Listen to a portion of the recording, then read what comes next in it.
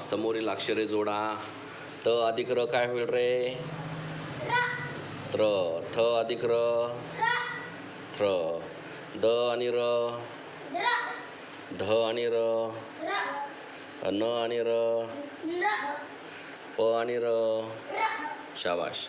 ह आणि र ब आणि र भ आणि र म आणि र य आणि र सॉरी र आणि र र असं होईल.